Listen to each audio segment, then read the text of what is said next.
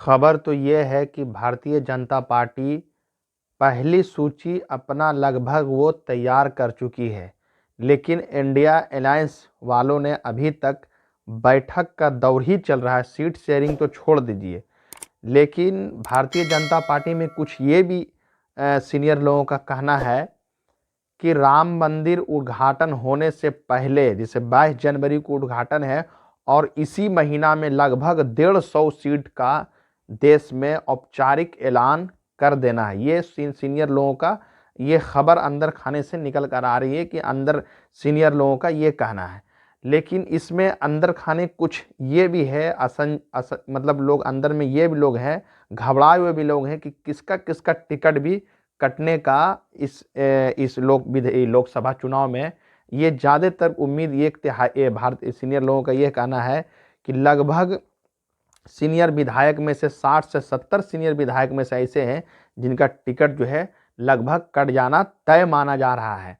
लेकिन कहना ये सबसे बड़ी बात है ये है कि भारतीय जनता पार्टी ये कहकर चलती है कि 60 साल से उम्र से जिसका ज़्यादा हो जाए फिर उसको सीनियर में कहा जाता है। लेकिन सबसे पहले नरेंद्र मोदी का ही उम्र से जो है, जो देश के इस समय प्रधानमंत्री, उनका 60 साल से ज़्यादा उम्र है। उसी तरीके से देश के गृह मंत्री, उनका भी 60 साल से ज़्यादा उम्र है।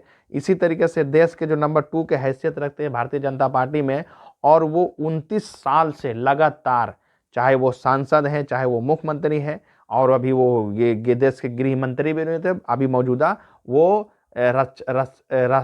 डिफेंस मिनिस्टर हैं देश के, राजनाथ सिंह। तो ये तो माना जा रहा है कि भारतीय जनता पार्टी में कुछ सीनियरों का जो कि वो टिकट लोकसभा में कट सकता है, ये कन्फर्म माना जा रहा है। ये किसको पता था कि इतने बड़े नेता जो मध्य प्रदेश से आते हैं, शिवराज सिंह चौहान, उनको तो ठिकाना लगा दिया गया। इसी तरीके से राजस्थान में वसुंधरा राजे को ठिकाना लगा दिया गया। इसी तरीके से छत्तीसगढ़ में रमन सिंह को, जो कि रमन सिंह वहाँ के बहुत गद्दावर नेता थे, उनको भी ठिकाना लगा दिया गया।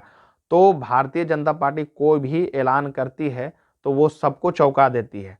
और भारतीय जनता पार्टी 2019 में जिस तरीके से परफॉर्मेंस की थी, इस समय उसके लिए थोड़ा जो है वो उसमें माथा पेची करने की ज़रूरत है, और इतना आसान नहीं है। और उन भारतीय जनता पार्टी सबसे ज़्यादा सीट जीतने वाले राज्य में सबसे पहले उत्तर प्रदेश में लगभग 62 सीट भारतीय जनता पार्टी वहाँ 62 सीट जीती थी। इसी तरीके से बिहार में 17 सीट जीती थी, और झारखंड में 11 सीट। इसी तरीके से मध्य प्रदेश में 29 में 28 सीट, और राजस्थान में 24 सीट, और हरियाणा में 10 सीट, और छत्तीसगढ़ में 11 में से 9 सीट, और बंगाल में 42 सीट में से 18 सीट जीती थी। तो इन राज्यों में मिलाकर भारतीय जनता पार्टी बहुत बढ़िया मेजोरिटी में 2019 में जीत हासिल की थी। और ये कयास भी लगाया जा रहा है कि इस समय इतना आसान नहीं। हालांकि अभी 2023 में 5 राज्य में विधानसभा का चुनाव हुआ था, तो विपक्ष बहुत तगड़ा उसको जो है ये टक्कर दिया है, जैसे राजस्थान, मध्य प्रदेश और छत्तीसगढ़।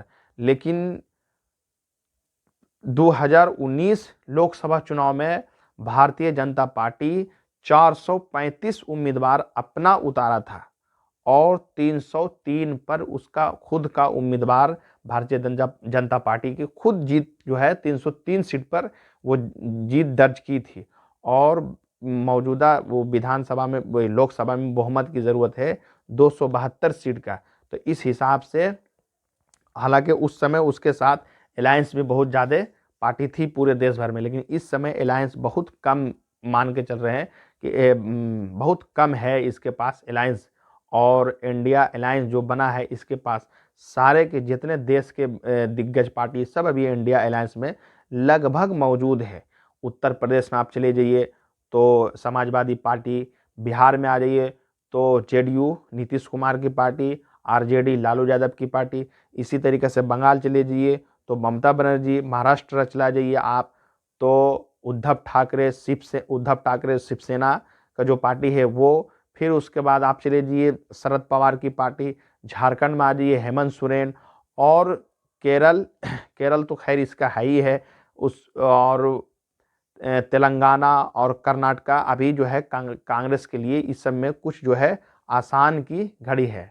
तो वीडियो अगर अच्छा लगे तो लास्ट तक देखिएगा। यूट्यूब पे जाके सब्सक्राइब जरूर कीजिएगा, फेसबुक पे फॉलो करना नहीं भूलिएगा।